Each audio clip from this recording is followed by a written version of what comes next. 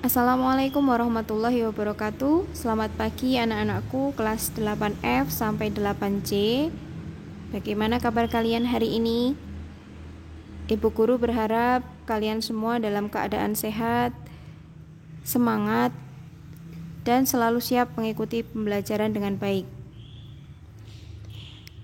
Puji syukur tidak henti-hentinya saya panjatkan kehadirat Allah Subhanahu wa Ta'ala yang telah melimpahkan banyak kenikmatan kepada kita semua, khususnya nikmat sehat, sehingga kita semua masih diperkenankan menuntut ilmu dengan segala keterbatasan yang ada, meski masih dalam keadaan daring. Sebagai wujud rasa syukur kita kepada Allah Subhanahu wa Ta'ala, marilah kita berdoa untuk mengawali pembelajaran pagi hari ini. Semoga apa yang kita pelajari membawa manfaat dan berkah untuk kita semua. Berdoa dimulai.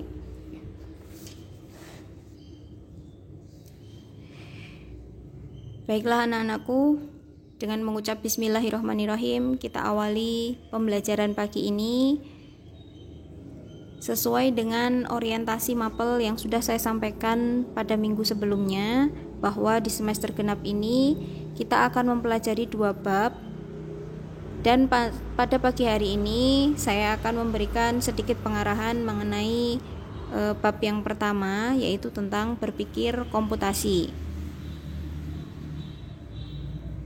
Adapun kompetensi dasar yang akan dicapai tentang berpikir komputasi adalah computational thinking untuk persoalan komputasi yang lebih kompleks dari sebelumnya. Kalau dulu di kelas 7 kita sudah pernah belajar mengenai berpikir komputasional, nah sekarang kelas 8 ini kita mempelajari komputasi yang lebih kompleks dari kelas 7 yang dahulu. Kemudian yang kedua, menyelesaikan persoalan-persoalan komputasi yang mengandung jejaring, pola, dan algoritmik. Tujuan pembelajaran, dengan berpikir komputasi, siswa dapat menyelesaikan persoalan yang lebih kompleks dari sebelumnya. Yang kedua, siswa dapat menyelesaikan persoalan-persoalan komputasi yang mengandung jejaring, pola, dan algoritmik.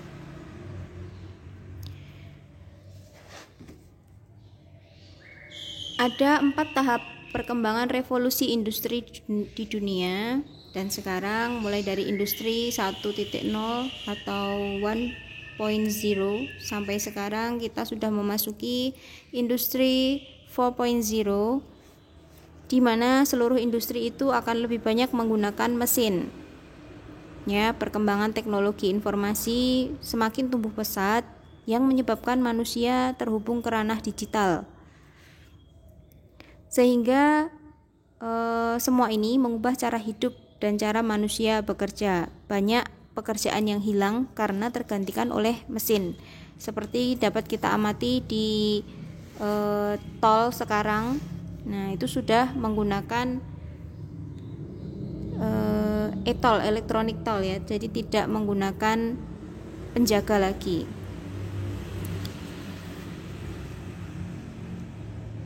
Kemudian terjadi perubahan digital. Indonesia telah memasuki era digital keempat, revolusi industri 4.0. Dengan adanya revolusi industri 4.0, semua transaksi dan aktivitas akan berubah ke arah digital. Besar kemungkinan robot pintar akan menggantikan tugas manusia di lapangan. Untuk menghadapi perubahan ini, maka sumber daya manusia harus memiliki keterampilan-keterampilan yang dibutuhkan.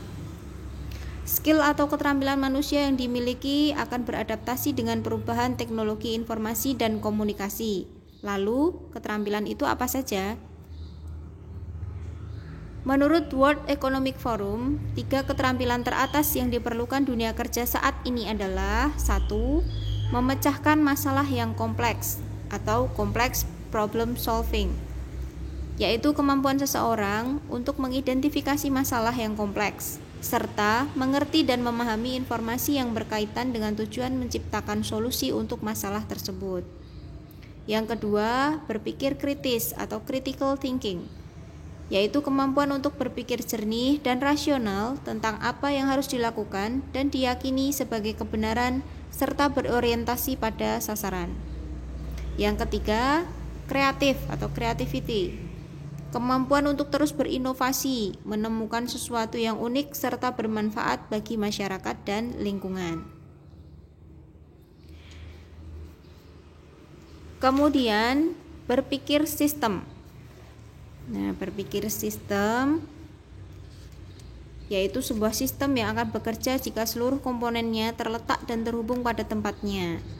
Beberapa faktor yang harus dimiliki agar dapat berpikir sistem adalah: 1. Menghargai cara pandang yang berbeda. 2. Mampu melihat pada komponen yang saling ketergantungan. 3. Dapat memperkirakan suatu permasalahan pada setiap komponen. 4. Fokus pada komponen yang membangun sistem. 5. Tidak tergesa-gesa dalam menyelesaikan permasalahan. 6. Dapat menggunakan bahasa, pola dasar, dan analogi untuk mengantisipasi perubahan. Selanjutnya, berpikir komputasi atau computational thinking, yaitu kemampuan menyelesaikan permasalahan yang kompleks dapat dilatih dan dikembangkan dengan proses berpikir komputasional. Computational thinking merupakan proses berpikir yang dilibatkan dalam merumuskan masalah. Dengan mengenalkan computational thinking sejak dini kepada siswa, dipercaya dapat membuat siswa lebih cerdas dan lebih cepat memahami teknologi yang ada di sekitarnya. 4 tahapan seseorang dapat berpikir komputasi adalah: 1. Decomposition atau dekomposisi. Yang kedua, pattern recognition atau pengenalan pola. 3. Abstraction atau gambaran generalisasi. Yang keempat, algoritma atau algoritma. Nomor 1, dekomposisi. Dekomposisi yaitu memecahkan masalah yang kompleks menjadi submasalah yang lebih kecil dan lebih mudah dikelola. Contohnya, ketika kita mempunyai masalah yang besar, diibaratkan masalah yang besar itu seperti pizza. Kemudian kita membagi-bagi masalah tersebut ke bagian-bagian yang lebih kecil. Jadi membagi-bagi pizza tadi menjadi bagian-bagian kecil. Tujuannya supaya apa? Supaya lebih mudah memecahkan masalah tersebut. Yang kedua, pengenalan pola, yaitu mencari kesamaan atau bahkan perbedaan bentuk, pola, dan keteraturan dalam data sehingga dapat melakukan prediksi dari suatu masalah. Contohnya, mengungkap pola kepribadian dari bentuk sidik jari. Yang kita tahu, sidik jari setiap orang itu berbeda-beda, tetapi ada pola-pola yang sama, misalnya melingkar dan seterusnya. Yang ketiga, abstraksi atau gambaran generalisasi, yaitu kemampuan untuk memusatkan perhatian pada informasi yang penting saja dengan mengabaikan detail yang tidak relevan.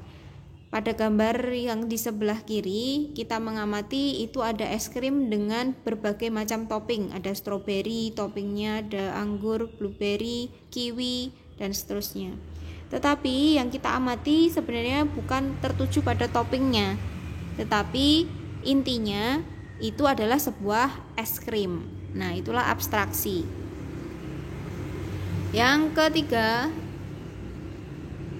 keempat, algoritma, yaitu mengembangkan solusi langkah demi langkah, step by step terhadap permasalahan yang dihadapi.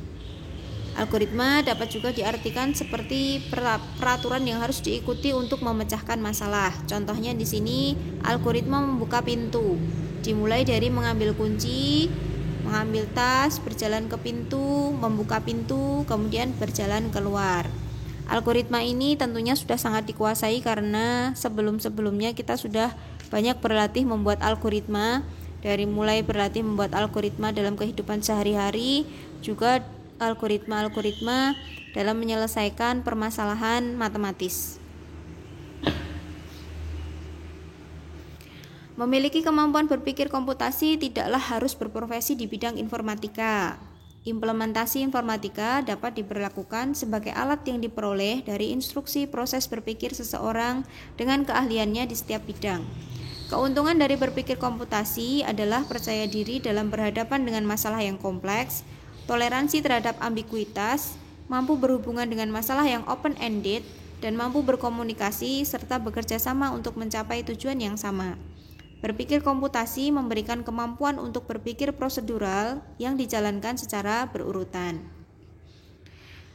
Contoh berpikir komputasi dalam kehidupan sehari-hari. Nah, di sini ada implementasi berpikir komputasi dalam kehidupan sehari-hari yang saya contohkan melalui kegiatan memasak nasi goreng.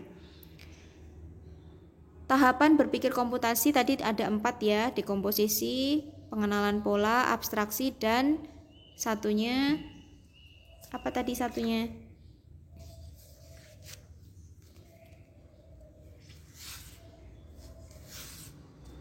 Algoritma.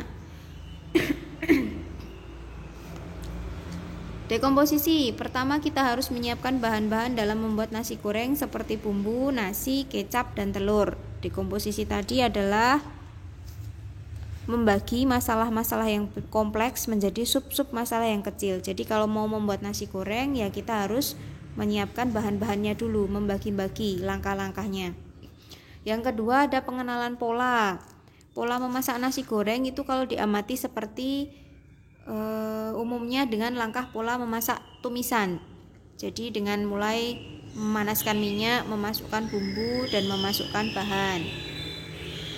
Kemudian yang abstraksi. Abstraksi adalah memusatkan perhatian yang paling penting. Nah, ketika kita memasak nasi goreng, kita tidak perlu memperhatikan bagaimana api kompor itu menyala, bagaimana wajan itu nanti panas dengan sendirinya. Tetapi yang kita perhatikan adalah bagaimana langkah-langkah memasak nasi goreng yang benar. Yang keempat, algoritma, yaitu mengurutkan langkah-langkah berurutan dari proses awal pembuatan nasi goreng hingga akhirnya nasi goreng tersebut nanti siap disajikan. Jadi secara tidak langsung kita telah mengimplementasikan berpikir komputasi dalam kehidupan sehari-hari.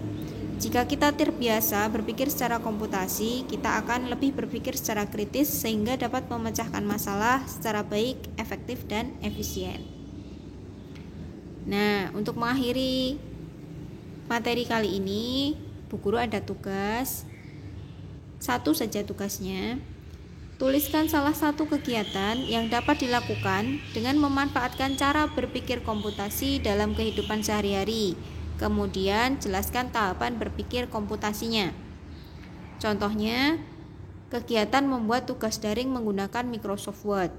Nah, nanti prosesnya ada 4 ya. Proses 4 tahap ini wajib disertakan. Jadi, dekomposisi dari kegiatan membuat tugas daring menggunakan Microsoft Word itu apa? Dekomposisi tadi membagi masalah yang besar menjadi sub-sub masalah yang kecil. Misalnya dalam kegiatan membuat tugas daring menggunakan Microsoft Word, dekomposisinya adalah menyiapkan laptop, menyiapkan software Microsoft Word. Nah, nanti bisa dikembangkan sendiri. Kemudian untuk pengenalan pola membuat tugas daring menggunakan Microsoft Word mungkin bisa dijawab dengan pengenalan pola sama seperti menggunakan aplikasi-aplikasi yang lain. Ternyata menggunakan Microsoft Word, cara membukanya, kemudian menu-menunya itu hampir sama dengan aplikasi yang lain. Kemudian abstraksi itu gambaran generalisasi. Poin penting yang kita ambil dari membuat tugas daring menggunakan Microsoft Word adalah kita menggunakan menu-menu untuk membuat tugas daring menggunakan Microsoft Word. Kemudian algoritma itu langkah-langkahnya, jadi bisa diceritakan langkah-langkah membuat tugas daring menggunakan Microsoft Word. Mungkin mulai dari start, kemudian new, terus membuat tugasnya, di save, dan seterusnya.